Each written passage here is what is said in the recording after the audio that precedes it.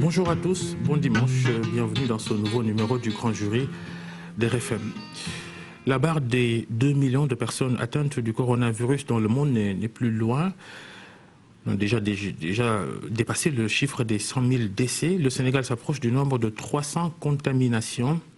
Au cœur de la riposte au Sénégal, plusieurs personnalités du monde médical, parmi elles notre invité, le docteur Abdoulaye Bousso. Bonjour. Bonjour, Babacar. Vous dirigez le COUS, le Centre des opérations d'urgence sanitaire. C'est quoi exactement le Centre des opérations d'urgence sanitaire? Le Centre des opérations d'urgence sanitaire est une structure de coordination des urgences. Donc, c'est des structures de gestion, de coordination qui entrent en jeu dans la gestion des urgences. En tout cas, ce qu'il faut savoir, c'est que dans les urgences, il y a ce qu'on appelle le cycle de gestion des urgences, qui n'est pas seulement la réponse, mais qui va depuis la phase de préparation, la phase de réponse quand l'événement de santé publique arrive, et après la phase de ce qu'on appelle le recovery, c'est après l'événement, comment on tire les enseignements. Donc, c'est des structures aujourd'hui qui sont, l'OMS a donné une forte recommandation aux pays de les mettre en place. D'ailleurs, c'est des structures qui existent déjà dans les grands pays développés. Vous les trouvez en France, aux États-Unis. Et depuis l'avènement de Ebola, c'est des structures qui sont, je peux dire, en vogue aujourd'hui et que l'ensemble des pays se mettent à niveau pour les mettre en place. Et pour le Sénégal, ce centre a été mis en place après l'épidémie Ebola. Donc, c'est une des leçons apprises de l'épidémie Ebola. Parce qu'en fait, pendant ce moment, avec l'ancien ministre de la Santé, le professeur Amary Kosek, on s'était dit, avec juste un cas dans le pays, tout le ministère travaillait sur un seul cas, une seule maladie. Et ce n'était pas possible. Il faut que le système puisse être résilient. Et ainsi, il faut avoir une structure qui puisse être en charge de la coordination des urgences de santé publique et permettre aux autres programmes de se dérouler. Donc, c'est un peu ce qui a amené à la mise en place de ce centre qui, on peut dire quand même, pour le Sénégal, reste un modèle en Afrique. Ce n'est pas un hôpital. Ce n'est pas du tout un hôpital. C'est vrai que beaucoup de gens pensent que nous soignons des malades. Nous n'avons aucun malade dans notre service. Nous avons des lits, mais c'est des lits pour faire reposer les personnels qui sont en astreinte. Donc c'est un service de coordination essentiellement. Il coordonne l'ensemble des acteurs qui interviennent dans le cadre des urgences. Et quel rôle le Centre des opérations d'urgence sanitaire joue-t-il dans la riposte contre le Covid-19 au Sénégal? Voilà. Quand vous avez un événement de santé publique qui survient, donc le Centre des opérations d'urgence peut être activé. On parle de l'activation du Centre des opérations d'urgence sanitaire. Et l'activation du Centre des opérations d'urgence est faite par le ministre de la Santé, qui va décider que quand un événement de santé publique a une portée nationale ou internationale, il active le centre. Et quand on active le centre, il y a un certain nombre d'obligations pour nous, c'est-à-dire de mettre ce qu'on appelle un système de gestion des incidents. C'est-à-dire c'est une unité de coordination qui regroupe l'ensemble des acteurs. Donc ce n'est pas que nous au centre qui coordonnons, mais nous recevons d'autres staffs du ministère de la Santé et même d'autres secteurs et des partenaires, sous un organigramme qui est bien structuré, qui est presque un organigramme militaire, avec ce qu'on appelle un incident manager et des sections qu'on met en place. Et donc, c'est cette unité de coordination qui va mettre en commun l'ensemble des forces, mutualiser les ressources pour pouvoir répondre à l'événement. Et c'est quelque chose d'extrêmement important pour les pays. Et ça permet aussi pour les pays d'avoir le leadership de la réponse. Parce que ce qu'on peut voir souvent dans les pays, c'est que c'est les partenaires qui arrivent et c'est eux qui coordonnent, c'est eux qui vous disent où est-ce que vous devez vous asseoir, qu'est-ce que vous devez faire. Et nous, ça, c'est ça un peu, c'est ce centre qui permet pour le pays de prendre le leadership de la réponse et de dire comment les choses doivent se passer. Parce que les équipes qui composent ce centre sont des personnes qui ont été formées dans les grandes écoles, dans les pays, et qui ont eu aussi à s'éprouver dans d'autres crises, dans d'autres pays. On n'est plus loin, comme dit en introduction de cette émission, on n'est plus loin du chiffre de 300 personnes contaminées au coronavirus au Sénégal. Une partie de l'opinion estime que vous ne donnez pas les vraies estimations. Nous ne donnons pas d'estimation, nous donnons les chiffres, et nous donnons les vrais chiffres. J'ai l'habitude de dire que c'est... on ne peut pas cacher ces genres de maladies. Quand vous avez des maladies infectieuses de ce type Ebola, type coronavirus, vous ne pouvez pas jouer avec l'opinion sur les chiffres. Ce n'est pas possible parce que ça va vous exploser dans les mains. Ce n'est pas possible. Parce que vous avez besoin de voir tous les malades, de voir, comme on dit, tous les contacts, de les tracer pour mettre fin à l'épidémie. Donc aujourd'hui, les chiffres que l'on donne, c'est des chiffres vraiment à jour. Et ça, vraiment, c'est quelque chose que M. le ministre de la Santé, M. Abdoulaye Diouf Sarr, depuis le début, il a donné le tempo. Le ministère donne exactement tous les chiffres. Et ça, je peux vous garantir qu'il n'y a aucun chiffre qui est caché. Ce qui fait dire à certains que vous ne livrez pas les bons chiffres souligne par exemple que les tests effectués sur la population sont infimes. Vous effectuez moins de 200 examens virologiques par jour sur 16 millions de Sénégalais. C'est que nous n'avons pas 16 millions de Sénégalais malades. Je pense que dans les stratégies de gestion des épidémies, nous avons pris notre stratégie. Notre stratégie, c'est quoi dans le cadre du testing? C'est de tourner autour des personnes qui sont infectées. C'est ça le principe. Aujourd'hui, nous n'avons pas les moyens. Je pense qu'aucun pays n'a les moyens de tester l'ensemble de la population. Ce n'est pas possible. Donc il faut avoir une stratégie dans le diagnostic. Et cette stratégie, c'est de faire un ring autour de la personne qui est positive. Et nous, ce qu'on fait, c'est qu'on teste les personnes qui sont autour de ce qu'on appelle ces contacts, et principalement les contacts à haut risque, et toutes les personnes qui sont suspectes. Donc c'est pourquoi, effectivement, à peu près, on tourne autour de peut-être 200, une centaine de prélèvements par jour. Mais c'est une stratégie quand même qui est bien claire, qui est bien définie, qui est bien pensée, et qui aujourd'hui, même toutes les personnes qui sentent, qui ont des symptômes, parce que nous avons élargi notre définition de cas, parce que nous avons ce qu'on appelle une définition de cas. Quand vous avez une maladie, vous devez dire à votre personnel de santé quels sont les types de personnes que vous pouvez prélever. Au départ, on parlait beaucoup de notion d'importation. On n'a plus cette importation, donc nous avons ouvert notre panel de définition de cas, parce que maintenant, nous avons des personnes qui peuvent être infectées en étant dans ce pays, en voyageant pas. Oui, l'émergence de cas communautaires, on va y revenir, mais justement, avec l'existence de cas communautaires, ces cas qui concernent les personnes qui ne savent pas d'où est-ce qu'ils ont été contaminés. Ben justement, un test généralisé, c'est vrai, ça a ses limites, presque impossible. Il faut beaucoup de logistique, beaucoup de moyens. Mais des tests à une plus grande échelle pourraient éclairer tout le monde de l'ampleur ou pas de la maladie au Sénégal, non? Non. On ne peut pas fonctionner comme ça. On ne peut pas aller dépister tout le monde. Ça ne se fait pas dans les maladies. Il faut forcément, nous ciblons... Pas tout le monde peut être le maximum possible. Mais nous le faisons. Parce que déjà, le fait de, comme je dis, de tourner autour des personnes qui sont infectées et de tester... Aujourd'hui, si on va par exemple sur Louga, nous avons eu beaucoup de positifs parce que tout simplement, le maximum de contacts a été testé dès le départ. Et ça, c'est très important. Ça vous permet de cerner tout de suite le cas et des contacts qui sont autour. Donc, maintenant, il y a ce qu'on appelle on parle souvent de tests de diagnostic rapide. Certains en parlent, il faut faire un dépistage de masse. Mais aujourd'hui, ce qu'il faut savoir, c'est que l'OMS ne le recommande pas. Tous les tests qui actuellement de diagnostic rapide qui sont sur le marché ont une efficacité qui avoisine les 30%. Donc, c'est même dangereux de l'utiliser. Parce que si vous le faites, vous allez passer à côté de beaucoup de personnes qui sont positives. Et donc aujourd'hui, ce qu'on utilise, c'est la PCR, que l'Institut Pasteur utilise, que les RSF utilisent, qui nécessite un prélèvement, qui prennent un peu plus de temps pour le faire.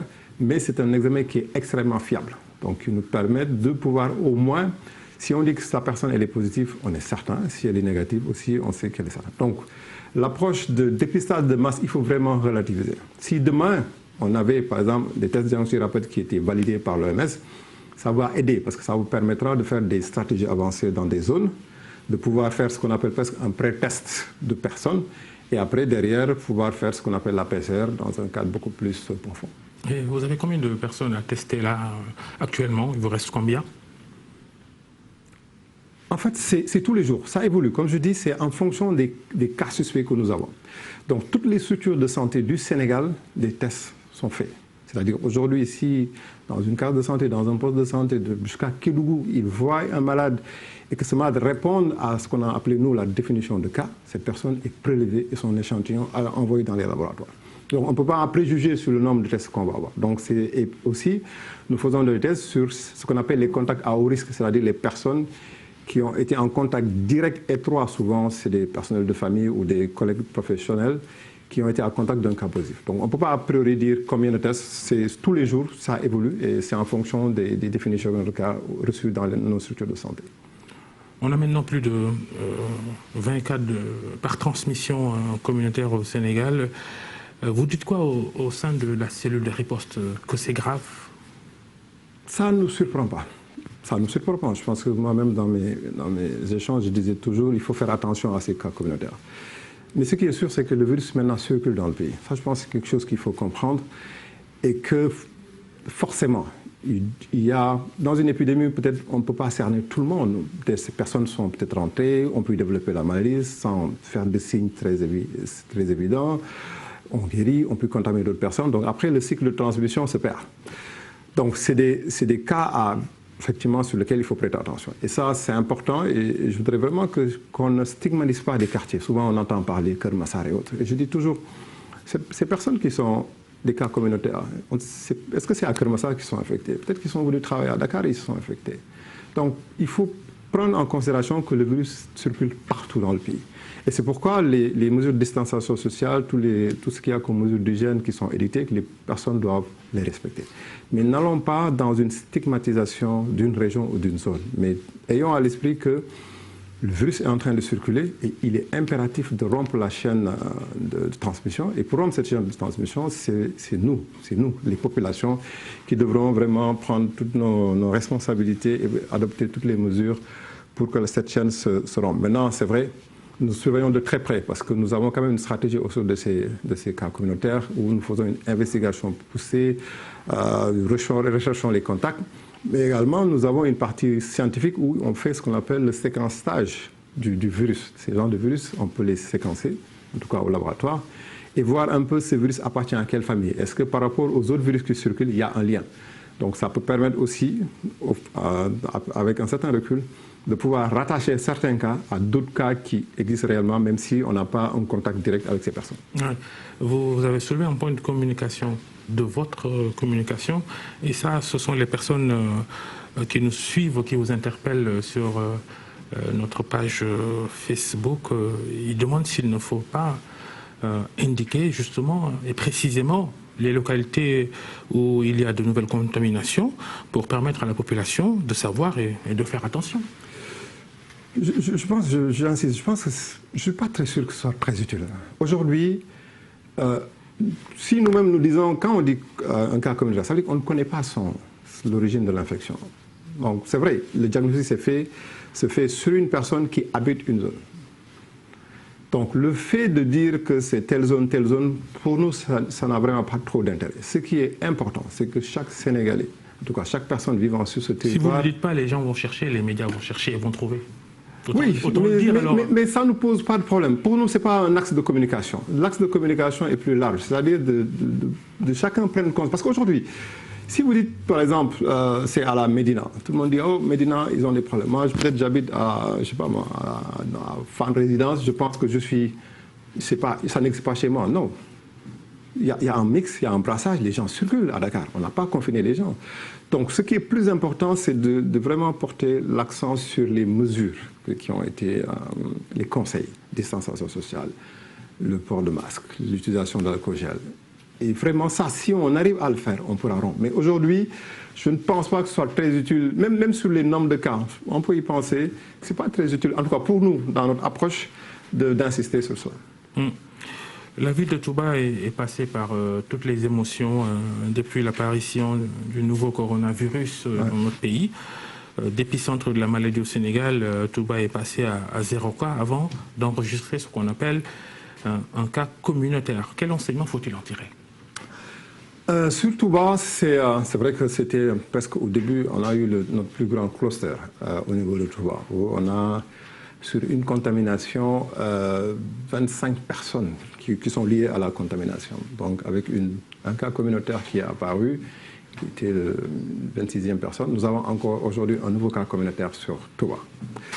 Donc nous sommes à 27 cas au niveau de Touba. Déjà, si on analyse le premier cas communautaire qu'on avait eu, c'est une personne qui est sortie guérie. Le travail a été fait au niveau du district de Touba, au niveau de la région médicale, et vraiment avec l'appui extrêmement décisif de la population, à commencer par les chefs religieux, les mouvements de femmes, de jeunes, qui sont vraiment investis pour qu'on arrive à vraiment maîtriser. Donc ce cas communautaire n'a pas développé de contact positif. Donc c'est extrêmement important. Donc, et l'ensemble des personnes qui étaient liées à ce cas sont sorties du contact. Et aujourd'hui, on a un nouveau cas communautaire. Donc, c'est un nouveau cas communautaire qui est en train d'être investigué, effectivement, pour lequel nous n'avons pas de lien direct avec des cas confirmés, en tout cas pour la série des 26 cas de Touba. C'est juste pour dire qu'il faut qu'on continue à être très très prudent. C'est-à-dire cette maladie, il y a des aspects qu'on ne maîtrise pas entièrement. Et on doit continuer à garder nos réflexes. Il ne faut pas qu'on dorme un peu sur nos lauriers en pensant que bon, au Sénégal, les cas ne sont pas si importants, le taux de guérison est important et qu'on peut se relâcher. À tout moment, une contamination peut se faire. Dès que les cas communautaires s'installent dans un pays, c'est là où vraiment que le combat commence. Et donc, il faudra qu'on puisse renforcer en tout cas notre engagement par rapport à toutes ces mesures de protection. Pour nous, nous allons continuer à adopter la même stratégie. Donc, c'est un cas actuellement qui est en train d'être investigué. La personne est prise en charge au niveau du centre de traitement. Les contacts sont identifiés. Ils seront tous mis en quarantaine, suivis. Et on espère que cela suivra la même évolution que lors des premiers cas. Le fait de communiquer justement, vous communiquez beaucoup et à outrance sur les cas de guérison qui ont augmenté d'ailleurs ces derniers jours, justement, ça pourrait pousser à se dire, ça j'indexe plutôt la population qui se dit c'est rassurant, les autorités sanitaires maîtrisent la situation, ça peut être source de relâchement. Tout à fait, ça peut être l'effet revers, hein, le fait d'avoir un taux de guérison assez important. Bon, pour nous en tout cas praticiens, c'est quand même très motivant, c'est quand même rassurant. Avec les équipes qui travaillent durement depuis plus de 6 semaines, c'est vraiment un motif de satisfaction. Mais c'est vrai que dans le cadre de la communication, il faut vraiment qu'on mesure la chose. Ce n'est pas parce que nous avons un taux de guérison important qu'il faut négliger cette maladie. Il y a des cas graves. Ce que l'on voit en France, aux États-Unis, en Italie, ce n'est pas du cinéma, c'est de la réalité. C'est des choses qui peuvent arriver. Au début, nous n'avions aucun cas grave. Nous avons commencé à les avoir. Nous n'avions pas eu de décès, nous avons commencé à les avoir. Donc, il faut rester très, très vigilant. Le fait d'avoir des guérisons, pour nous, c'est une excellente chose, c'est une bonne chose. Parce qu'aussi, il y a une stratégie qui a été mise en place de très tôt détecter les personnes, de mettre tous les patients positifs dans les centres de traitement, de les suivre. Ça aide. Et donc, ça peut aussi rassurer les gens en disant que même si moi, j'ai cette maladie, je peux être pris en charge et j'ai des fortes chances de guérir. Mais ce qu'il nous faut, c'est de ne pas avoir de contamination. Nous, si on a 0 contamination, 0 nouveau cas, c'est ça qui nous satisfait, mais pas les 100% ou 149% de 50 et quelques % de guérison. Justement, quand on prend l'exemple de Louga qui devient une énorme préoccupation, le Covid-19 a fait une entrée spectaculaire dans cette région cette semaine. Ça renseigne encore sur le caractère archi-rapide de la transmission. Mais tout à fait. Quand on parle de contact, déjà, je le répète encore, quand on parle de contact, c'est des personnes qui peuvent éventuellement développer la maladie. Aujourd'hui, sur le gars, c'est ce que nous avons. Toutes les personnes qui sont testées positives, c'est des personnes qui étaient en contact avec le cas index. C'est-à-dire la situation de Louga est un peu superposable à la situation que nous avions eue à Touba. Donc, il y a une contamination qui est rapide. Maintenant, aujourd'hui, la stratégie qui a été prise au niveau de Louga, c'est tout de suite de cerner et de prendre toutes les personnes qui étaient autour de ce contact et de les tester. Et donc, par exemple, hier, il y a plus de 40 personnes contacts qui avaient été prélevées et testées. Donc, c'est une stratégie pour nous. Et avoir de nouveaux cas sur Louga, je le répète encore, ça ne nous surprend pas, ça ne nous surprendra pas. Mais l'essentiel, ce qui est important, c'est que ça reste dans le groupe des contacts qui ont été identifiés. Le Sénégal a-t-il atteint son pic de contamination? Ça, c'est vrai que je pense beaucoup adorent le terme de pic. C'est quand le pic, moi, personnellement, j'avoue que je ne peux pas parler de pic parce que il y a quand même un certain nombre de mesures qui ont été prises par le président de la République, pour lesquelles on a vu les effets. Aujourd'hui, on a une part de la contamination qui s'est éteinte complètement. Donc l'importation et les cas secondaires qui sont liés à ces importations. Donc aujourd'hui, nous avons c'est-à-dire le nombre de cas est relativement stable, mais quand même continu. Nous avons continué à avoir des cas. Donc, pour nous, on ne peut pas. Moi, personnellement, je ne peux pas m'avancer pour dire quand est-ce que va être le pic, parce que tout simplement, je pense qu'il y a des mesures qui interfèrent et qui permettent un peu de réduire un peu l'impact de cette épidémie. Aujourd'hui, si on arrive à vraiment continuer ces stratégies, aller dans le sens du dépistage, en tout cas du contrôle de tous les contacts, comme ce qui est fait, le confinement des contacts dans les hôtels, leur suivi régulier, on pourra le faire. Mais j'avoue que non, moi personnellement, je ne peux pas m'avancer sur la date d'un éventuel pic. Il n'y a plus de cas importés, vous l'avez souligné tout à l'heure, il n'y en a plus depuis quelques jours. Conséquence ou pas de la fermeture des frontières aériennes sénégalaises, hein? Oui, c'est la conséquence, ça c'est clair, parce que toutes les personnes cas importées que nous avons, en fait, c'est aussi bien aériennes que les frontières terrestres aussi. Toutes les personnes qui venaient des pays endémiques, on n'a plus de cas. Maintenant, on a eu, c'est vrai, par exemple sur Kolda, des compatriotes qui sont venus de la sous-région et qui ont été mis en quarantaine au niveau de Vélingara et qui ont été testés positifs. Donc, même au niveau des frontières terrestres, toute personne qui rentre dans le territoire sénégalais est mise en quarantaine et testée. Donc, ces personnes sont en train de suivre. On a vu nos compatriotes qui étaient venus des États-Unis qui ont fini leur quarantaine et parmi ces compatriotes, nous avons eu des personnes qui ont été testées positives. Donc cette stratégie de mettre en quarantaine toute personne qui rentre dans le territoire national, c'est une stratégie qui est payante. C'est-à-dire même si vous avez dans ce groupe des personnes qui sont contaminées, mais au moins vous évitez une contamination secondaire. Donc ils restent en groupe, ils restent isolés, sous contrôle pendant 14 jours et ça restreint le nombre de contacts. Alors, il y a cependant des autorisations spéciales accordées à des compagnies aériennes sollicitées par des États pour transporter des expatriés et des Sénégalais vers l'Europe et les États-Unis. Est-ce que ça, en cette période de forte épidémie, est-ce que ça se fait, ça? Si, ça se fait. C'est ce qu'on appelle le corridor humanitaire. Il y a forcément un corridor humanitaire. Si vous vous rappelez, pendant l'épidémie Ebola, il y avait le corridor humanitaire au Sénégal. Même si le Sénégal avait fermé ses frontières, toute l'aide qui allait vers le Libéria, la Sierra Leone, la Guinée, passait par le Sénégal. Et donc c'est important. Aujourd'hui, il y a des pays qui ont envie de rapatrier leurs ressortissants. Il faut leur permettre de rapatrier leurs ressortissants.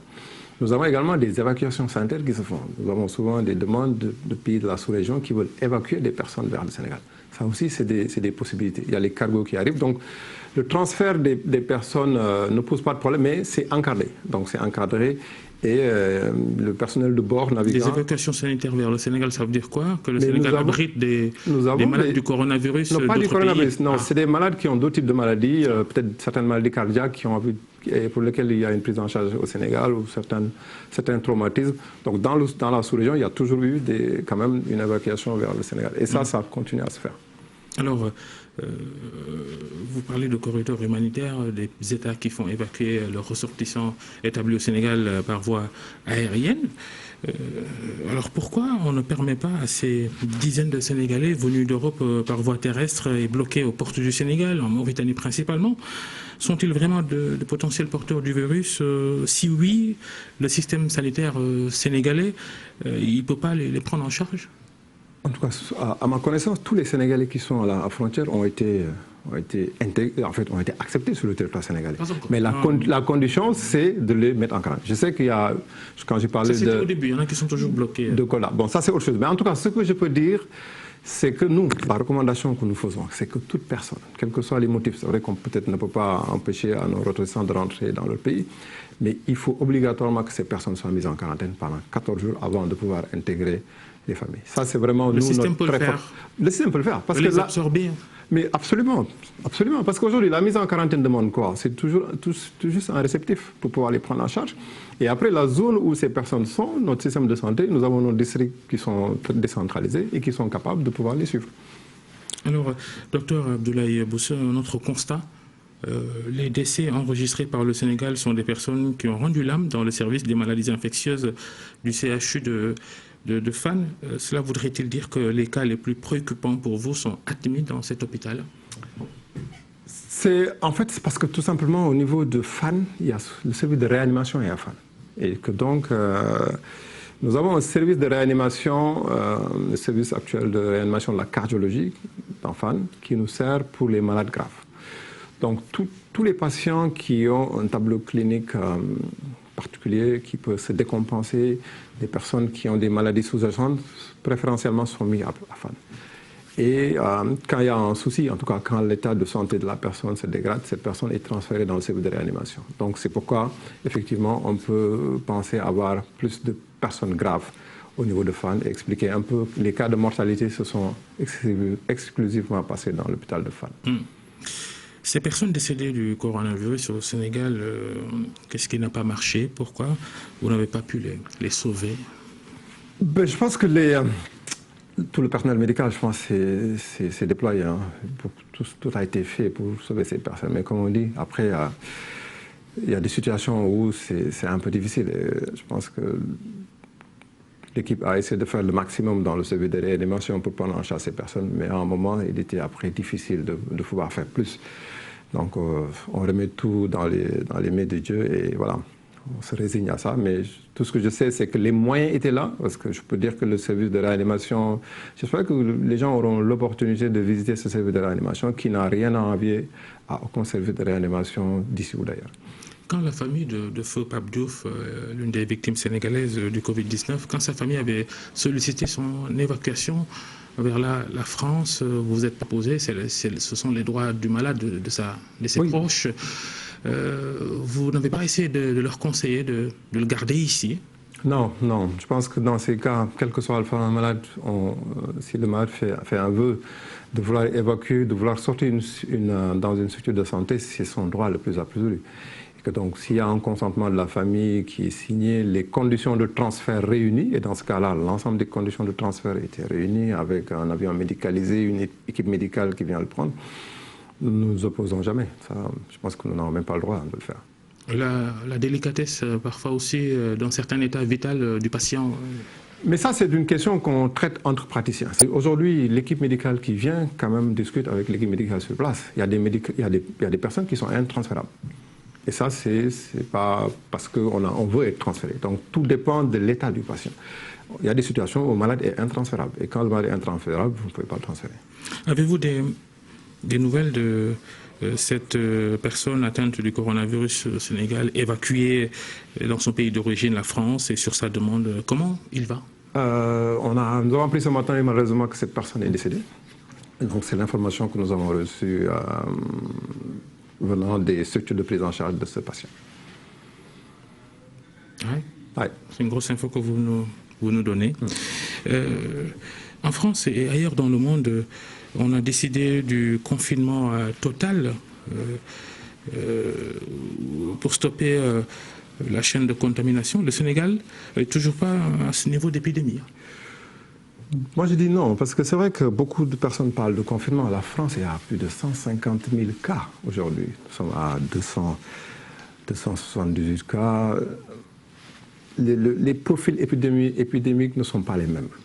Aujourd'hui, je pense qu'il y a des mesures qui ont été prises sur l'interdiction des manifestations publiques, sur le couvre-feu.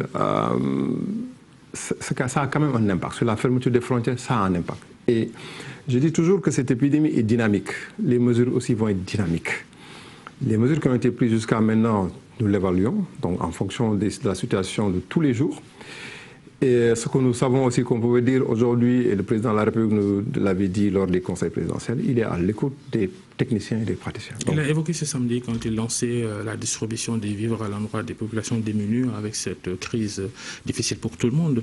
Il dit si ça persiste, qu'on ne respecte pas les recommandations des spécialistes, on va vers ça. Mais il le dit en filigrane, le président. Mais non, et je pense qu'il nous l'a répété. C'est-à-dire aujourd'hui, il n'y a pas une décision qui peut ne pas être prise. Il dit que pour protéger les Sénégalais, s'il faut le prendre, il faudra prendre ces décisions. En tout cas, nous-mêmes, si à un moment de l'épidémie, nous pensons qu'il faut confiner tout le monde, c'est une forte recommandation que nous allons faire. Quand nous avons dit qu'il faut qu'on arrête, il faut qu'on ferme nos frontières parce que ça devient difficile avec l'importation des cas, ça a été fait. Ça a eu un effet. Donc ce sera pareil. Donc aujourd'hui, si un confinement doit être fait, si ça doit être de manière sectorielle dans un quartier, dans une région ou à l'ensemble du pays, ciblé, mais c'est des choses qui se feront. Mais il faut qu'on l'applique à la réalité épidémiologique. Ce n'est pas parce que tel pays ou tel pays a fait cela qu'on va le faire. Quand même, nous avons nos réflexions, nous avons notre analyse à faire et les décisions seront prises sur la base d'éléments objectifs. C'est vous les spécialistes qui indiquez aux décideurs comment il faut faire, c'est ça? En tout cas, ils nous écoutent. Et ça, c'est très important aujourd'hui. Parce que dans le cadre de ces genres d'événements, il ne faut pas mettre l'émotion devant. Il faut vraiment être très réaliste et analyser la situation avec froideur.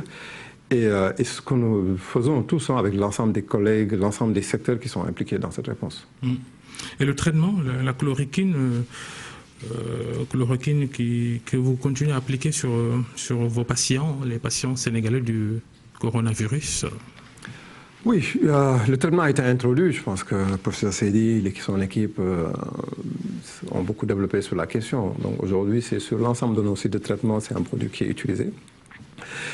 Et bon, comme on dit toujours, c'est une étude qui est encore là. On ne peut pas beaucoup s'avancer. C'est vrai que quand on voit le nombre de guéris, on peut se poser la question. Mais on va être quand même très prudent par rapport à cela. La chloroquine fait partie d'un arsenal thérapeutique, donc ce n'est pas que la chloroquine qu'on donne à nos patients. Donc il y a d'autres médicaments qui sont donnés à ces patients. Et pour le moment, en tout cas, ce protocole thérapeutique semble donner de bons résultats. Ce qui explique ce taux de guérison assez important au Sénégal. C'est vrai aussi, en sachant aussi que nous avons, comme je dis, nous n'avons pas eu beaucoup de cas sévères. Il y a une prise en charge qui s'est faite de manière précoce.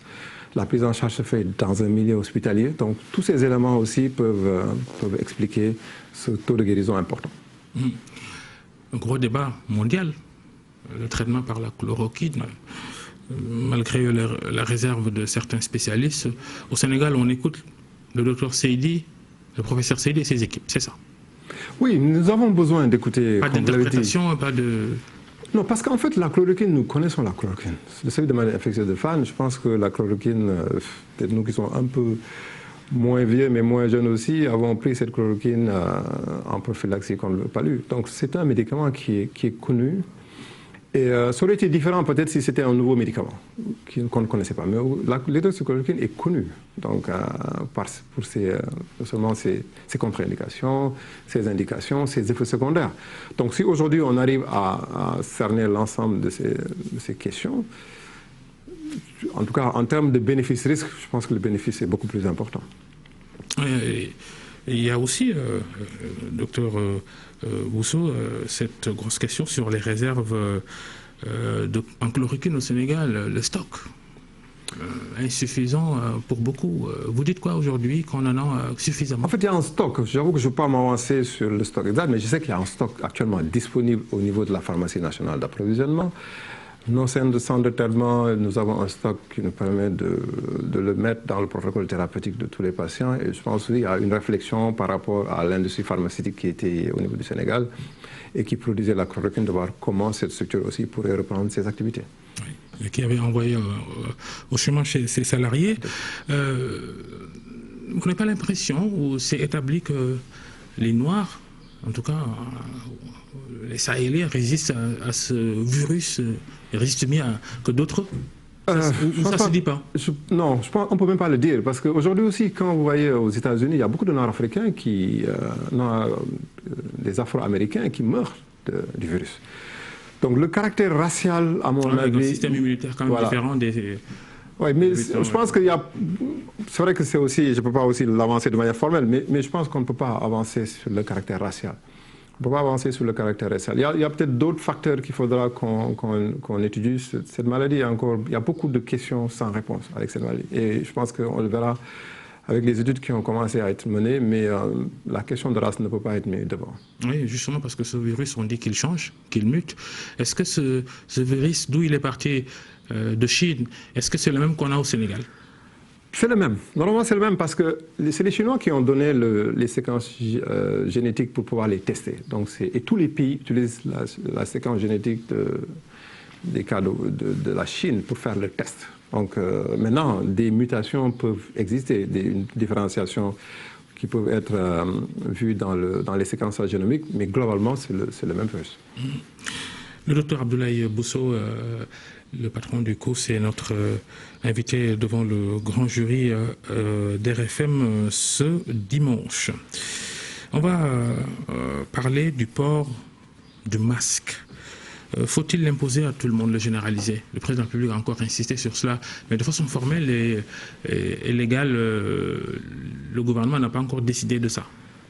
C'est vrai qu'il y a toute une discussion, mais c'est vrai qu'aujourd'hui, le port du masque, en tout cas la recommandation, on devrait aller vers la recommandation du port du masque pour l'ensemble des personnes qui fréquentent les endroits publics. Je pense qu'aujourd'hui, les marchés, les supermarchés, les transports, le port de masque va aider. Et moi, je dis que c'est un confinement personnel que nous allons faire. Et c'est important aujourd'hui dans la lutte pour pouvoir rompre cette transmission communautaire, rompre cette transmission épidémique, cette transmission de la maladie. Le port de masque peut aider. Et il pourra aider, je pense, grandement pour les pays, en tout cas pour nous, les pays africains qui auront peut-être plus de difficultés à aller vers un confinement total. Quand on regarde le nombre de cas de contamination qu'on a au Sénégal, parce que l'état d'urgence a été décrété, rallongé par le président de la République, avec un couvre-feu de 20h à 6h du matin, ce couvre-feu-là, docteur, les contaminations que vous avez, c'est des contaminations de jour ou de nuit?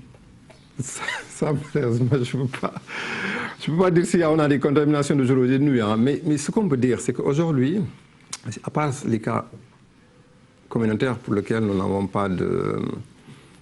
On n'a pas la source de la contamination, mais la majorité de nos cas, c'est des cas qui ont été en contact avec des personnes qui ont été positives. Donc, que ce soit le jour ou la nuit, peut-être on va analyser cet aspect de l'impact, c'est un peu de le fait qu'on ne circule pas le soir.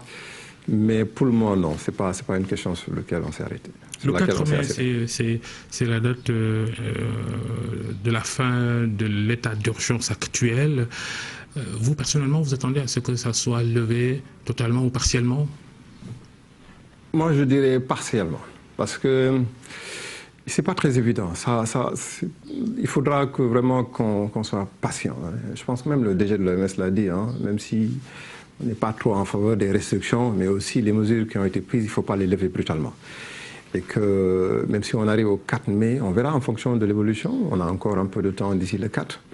Mais s'il y a des mesures peut-être à prendre, ce sera des mesures graduelles. Hein. Ce sera crescendo qu'il faudra plutôt, il faut aller en deçà progressivement. Mais juste le 4, dire après le 4, tout le monde reprend ses activités normales, ça, je ne suis pas très sûr qu'on y arrivera. Après le 4 mai, les enfants ne pourront pas retourner à l'école, les mosquées ne pourront pas être... Non, c'est ça que je dis, c'est-à-dire les décisions pourront être prises progressivement, tout dépend.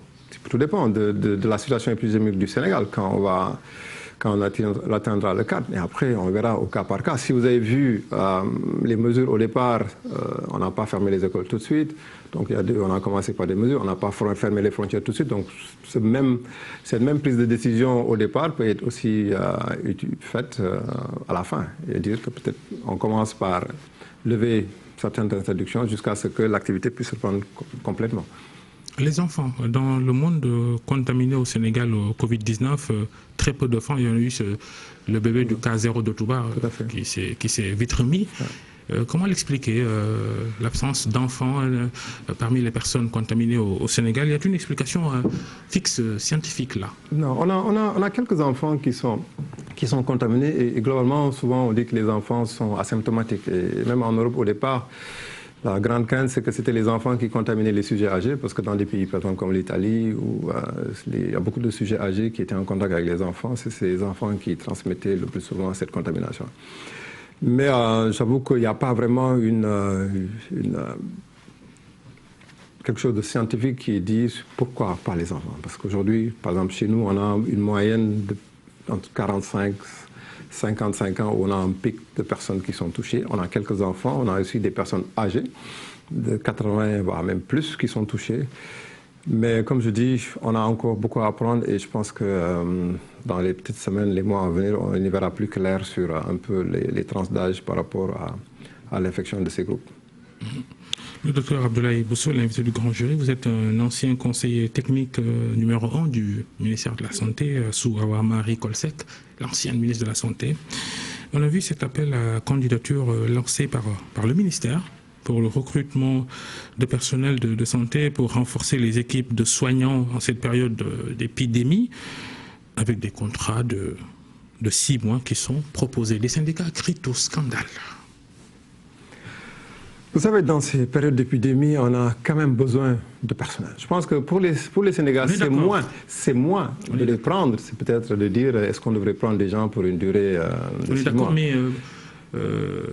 recruter pour 6 mois pour des gens qui pourraient servir le système, laisser un rade et de façon conjoncturelle, les recruter avec ce type de contrat-là. Vous savez, nous sommes dans une situation d'urgence. Et dans cette situation d'urgence, il faut qu'on règle le problème. C'est-à-dire, aujourd'hui, on ne peut pas être dans un débat de le comment, le pourquoi. On est dans une situation d'urgence. Nous avons besoin de ressources humaines pour régler cette question.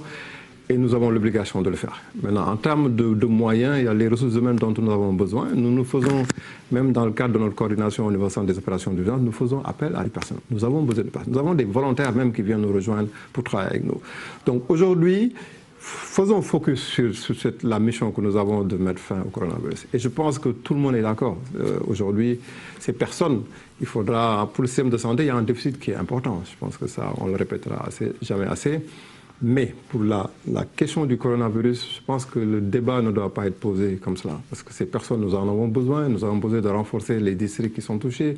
Nous avons besoin de renforcer les équipes de prise en charge dans les centres de traitement. Qu'est-ce qu'on doit faire? Est-ce qu'on doit attendre? Bon, nous sommes obligés de les prendre. Maintenant, après, je pense que le ministère de la Santé, en tout cas le ministre de la Santé, est bien conscient de ça, aussi bien le président de la République. Et on espère vraiment que ces personnes qui seront prises dans le cadre de cette maladie, qui vont forcément développer une expérience, nous allons quand même les garder dans notre système. Ah oui, bonne nouvelle pour eux. Peut-être, cette épidémie a davantage montré comment notre système, il est défaillant, le système de santé sénégalais. En tant qu'officiel, en tant que pratiquant, on préfère vous mettre votre casquette de pratiquant. Le système sanitaire sénégalais, malgré des ressources, des ressources humaines de qualité, il est ce qu'il est. Non, on ne peut pas. Je pense qu'aujourd'hui, au vu des résultats que nous avons dans le cadre de cette épidémie, je pense qu'on est très loin de dire que le système est défaillant. Au contraire. Aujourd'hui, y a-t-il un problème de prise en charge des patients? Y a-t-il un problème de diagnostic? Non, il n'y a aucun problème de diagnostic. On n'est pas débordé comme dans d'autres pays, heureusement. Oui, mais pourquoi on n'est pas débordé? Parce que des mesures ont été prises. L'État, le gouvernement, les professionnels de santé, l'ensemble des acteurs se sont impliqués. Nous n'avons pas attendu, comme d'autres pays, d'attendre d'être débordés pour réagir. Donc aujourd'hui, nous avons un système, et notre système est résilient. C'est-à-dire que ce système, les patients qui ont été pris en charge ne gênent pas l'activité des services. Les autres services continuent à fonctionner. Et ça, c'est très, très important dans le cadre de ces épidémies. Parce que souvent, quand ces événements de santé publique surviennent, on met en pause l'ensemble des programmes. Mais ce n'est pas le cas au Sénégal. Donc aujourd'hui, malgré les difficultés que nous avons, je pense que le système de santé a montré sa capacité de gérer. Et sa capacité de gérer presque seul. Je pense que vous avez en face de vous que des Sénégalais qui sont là, qui ont une expertise et qui sont capables de les gérer. Et donc, moi, au contraire, je pense que cette épidémie a montré vraiment la capacité du système de santé, la capacité du personnel de santé. Je pense que M. le Président de la République l'a très bien vu, le ministre de la Santé, et c'est pourquoi il y a tous ces programmes d'investissement sur le système de santé pour pouvoir renforcer le système de santé, parce qu'on sait qu'avec plus de moyens, ce système de santé sera encore beaucoup plus performant. Le même Président de la République, il a indiqué il y a quelques semaines que les services d'urgence sont terriblement affectés par un manque de performance dans tous les hôpitaux du Sénégal. Il a cité un seul hôpital dans le pays, à Dakar principalement, qui respecte le minimum en la matière, l'hôpital principal de Dakar. Vous dirigez le centre des opérations d'urgence sanitaire du Sénégal. Comment faut-il faire pour améliorer ces services-là, ces SAU comme vous les appelez? Je pense qu'au-delà du SAU de l'hôpital principal, on a d'autres SAU qui fonctionnent très bien. Si vous allez à l'hôpital général de Grand-Yoff, c'est un SAU qui tourne extrêmement bien. C'est un des meilleurs SAU de ce pays. Il en est de même, je dis. Vous êtes un ancien de cet hôpital. Je suis un ancien de cet hôpital. Ce n'est pas parce que je suis un ancien de cet hôpital que je le dis, mais c'est une réalité quand même. Hein. Le service, il y a beaucoup d'efforts. Si vous visitez aujourd'hui l'hôpital général de Grand-Yoff, vous allez voir un peu tout ce qui a été mis comme moyen, l'engagement du personnel pour prendre en charge les personnes. Je sors de Dakar, je vais à Kaolack, pareil. Et aujourd'hui, je pense qu'il y a un effort qui est fait. Il est vrai que tous les moyens ne sont pas disponibles, mais en termes de formation, il y a un DU en urgence qui a été mis en place, des anesthésistes sont formés, des chirurgiens, parce que c'est tout un ensemble. Maintenant, après, on peut aller sur la capacité litière, et ça, c'est quand même vrai. Il n'y a pas assez de capacité litière au niveau du pays. Et lors de notre conférence call avec le président il y a quelques jours, l'instruction a été donnée de renforcer les capacités hospitalières du pays en même construisant des hôpitaux de niveau 4, qui sont vraiment des hôpitaux top niveau qui seraient en mesure de pouvoir prendre en charge parce que la plupart des affections et éviter les transferts. Mais voilà, je pense que l'effort va continuer à se faire au niveau des hôpitaux, mais quand même, si on voit un peu nos hôpitaux, j'ai l'habitude de dire peut-être on voit toujours le mauvais côté de l'hôpital. C'est quand il y a un problème qu'on parle de l'hôpital. Mais imaginez qu'il y a des centaines de milliers de personnes qui fréquentent nos hôpitaux. Tous les jours, tous les soirs. Vous ne les entendez pas. C'est peut-être un malade, il y a un souci, on en parle. Mais aujourd'hui, quand même, si vous avez, je pense que vous avez la chance de voir les autres pays qui nous entourent, le système hospitalier. Moi, j'ai la chance de visiter la plupart de ces pays, voir le système hospitalier. Le système de gestion des urgences, je peux dire qu'il m'arrive d'aller dans des pays où je dis, il ne faut pas que je tombe malade ici. Très honnêtement. Il faut se comparer au meilleur, c'est le meilleur baromètre peut-être. Non, c'est le meilleur baromètre, mais avec les moyens que nous avons aussi. Parce que je dis ça, c'est important. C'est-à-dire, on ne peut pas aujourd'hui dire qu'on va... On doit les avoir. Mais les moyens sont en train d'être en place. Si aujourd'hui on voit ce coronavirus, cette épidémie, moi je dis que c'est une opportunité pour nous, secteur de la santé. Déjà pour montrer que nous sommes capables de faire des choses. Nous sommes capables de faire face à des situations difficiles, mais également à l'autorité, les plus hautes autorités de ce pays, de voir aussi qu'il y a nécessité d'investir encore sur ce système de santé.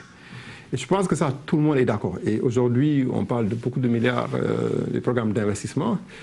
Et c'est quelque chose qui se fera, disons, à moyen et long terme. Mais nous restons optimistes qu'aujourd'hui, je pense que tout le monde a compris l'importance d'investir dans la santé. Du point de vue médical, du point de vue infrastructure, du point de vue moyen financier, quel est l'enseignement ou les enseignements que vous tirez de cette crise sanitaire en tant que spécialiste? C'est déjà de pouvoir disposer de structures pérennes, hein, en tout cas bien équipées en termes de prise en charge. Et aussi, je pense que c'est l'expérience de tirer une leçon sur la manière même qu'on construit nos hôpitaux, en tout cas les nouvelles constructions. Parce que si on prend l'exemple de ces types de maladies infectieuses qui sont assez particulières, où il y a des règles vraiment très, très rigoureuses sur l'isolement des gens entre les cas confirmés, les cas suspects, un plan de circulation, même l'architecture, il faut repenser l'architecture de construction de nos hôpitaux. Donc ça, c'est un élément important. Et aujourd'hui, je pense que nous avons déjà commencé, en tout cas le ministre a donné des instructions pour que des centres spécialisés soient construits sur un certain nombre de structures, dans certaines structures hospitalières. Après, c'est effectivement la formation des personnels de santé. Et ça, c'est aussi très important de capaciter les personnels de santé. Et également de renforcer les moyens disponibles. Parce qu'aujourd'hui, par rapport à cette maladie, je dis, nous avons là une chance énorme, c'est qu'au début, tout le matériel de protection qu'on utilisait, c'est du matériel qu'on avait depuis Ebola. Donc, c'est important aussi de pouvoir avoir ce qu'on appelle des stocks de sécurité. Et ça, c'est très important. Aujourd'hui, si vous voulez avoir des équipements de protection, vous avez du mal à l'avoir à l'extérieur, même si vous avez des ressources. Donc, pensons, et ça, je pense que c'est quelque chose qui est une bonne leçon apprise, à pouvoir avoir nos stocks de sécurité disponibles dans le pays. Et ainsi, on pourra faire face à tout événement qui pourrait arriver. À la pointe de cette exigence-là, de cette lutte pour être à ce standard-là, à la pointe de ça, il y a le ministère de la Santé. Tout à fait. Et je pense que le ministère de la Santé donne le tempo. Aujourd'hui, le ministre de la Santé, je pense qu'il est au devant de cette lutte. Hein. C'est lui qui mène les troupes et il motive les troupes et nous donne les moyens aujourd'hui de pouvoir faire notre travail. Donc pour cela, je pense qu'il y a tout à fait d'accord. Je pense qu'il le fait bien. Ce débat sur il faut un spécialiste à la tête du ministère de la Santé. Moi, je dis il faut un leader, en fait, à la tête du ministère de la Santé. C'est simplement ça. C'est vrai qu'on parle beaucoup, hein, peut-être qu'en tant qu'ancien syndicaliste, on le disait toujours. Mais on a vu aujourd'hui, même dans le cadre de cette crise, je peux le dire, hein, des fois, je dis au ministre, des fois, on dirait qu'il comprend mieux que certains, même spécialistes de santé publique, qui des fois mettent de l'émotion un peu dans les actions. Donc, c'est moins ça. Il faut vraiment un ministre qui puisse écouter, surtout écouter les techniciens qui sont dans ce métier. Ça, c'est extrêmement important, parce que c'est les techniciens qui après, peuvent montrer la voie ou mener vers les succès. Donc, il faut quelqu'un quand même qui ait cette intelligence de pouvoir écouter les techniciens de la santé et aussi avoir le leadership de pouvoir conduire les troupes. Abdoulaye Diouf Sarr est-il un bon ministre de la Santé? Pour le moment, je pense qu'il est un bon ministre de la Santé. Je pense qu'on le voit. Hein. Je pense que si aujourd'hui, c'est pas évident. Moi, j'ai eu la chance c'est mon deuxième ministre de la Santé. Je suis très proche, je peux le dire, du professeur Omar Kolsek, avec qui j'ai travaillé dans son cabinet. On était ensemble pendant Ebola, on a vu comment les choses fonctionnaient, son leadership. Aujourd'hui, nous sommes dans une autre situation qui est très complexe aussi. une pression extrêmement importante, des questions de sécurité nationale. Et je pense que, en tout cas pour nous qui sommes au niveau des centres des opérations d'urgence sanitaire, nous n'avons vraiment pas de difficultés. Et je pense qu'il a l'écoute, et qu'il vraiment prend les décisions actuellement pour nous permettre d'arriver à un bon résultat. Il faut un leader, il faut un capitaine, un guerrier. Il remplit le profil d'emploi. J'insiste. Tout à fait. Ce cas évacué du Sénégal vers son pays d'origine, vous nous informez dans cette émission qu'il est malheureusement décédé, ce patient. Comment on va le comptabiliser? Parce que jusqu'ici, dans votre décompte, vous dites toujours 2 décès au Sénégal. Techniquement, on le comptabilise comment, ce patient finalement qui a rendu l'âme dans son pays? Techniquement, on le comptabilise en France. On ne peut pas le comptabiliser au Sénégal parce qu'il n'est pas décédé sur le territoire sénégalais. Et tombé malade ici? Il est tombé malade ici. C'est quoi le standard C'est comme ça, c'est le lieu de décès. Ouais. C'est le lieu de décès. C'est comme si vous me dites, un malade, il a commencé sa maladie en France, il vient, on le diagnostique au Sénégal, qu'est-ce qu'on en fait? C'est comme pendant Ebola, on a quelqu'un qui s'est contaminé en Guinée, qui est arrivé au Sénégal. On le comptabilise au Sénégal. C'est ce qu'on appelle les cas importés. Donc quand on exporte, entre guillemets, quand on fait une évacuation, donc dès que c'est évacué, c'est pris en compte dans les comptes du pays. Cette crise sanitaire, Dr Abdoulaye Bousso, vous a également mis au devant de la scène sur un autre plan, plus people, les Sénégalaises qui vous apprécient et qui le disent sur les réseaux sociaux. Ça ne vous déconcentre pas? Non, du tout, ça fait sourire, mais bon, j'aimerais bien plus qu'on se concentre sur ce que je dis. Mais bon, ça fait sourire, ça me fait beaucoup sourire. Mais je pense globalement, le message que nous avons, pas seulement moi, mais de l'ensemble des personnels de santé, c'est des prières, c'est des messages de soutien. Et aussi, peut-être, les gens sont stressés, et peut-être ça aide un peu à déstresser, mais quand même, n'oublions pas les discours plutôt qu'autre chose. On a tellement besoin de vous, docteur, restez concentrés. On va rester concentré. Le docteur Abdoulaye Bousso était notre invité. Il est le directeur du COUS, le Centre des opérations d'urgence sanitaire. Merci d'être passé devant le grand jury. Bonne fin de semaine, bon dimanche, bonne fête de Pâques. Restez avec nous, les programmes continuent.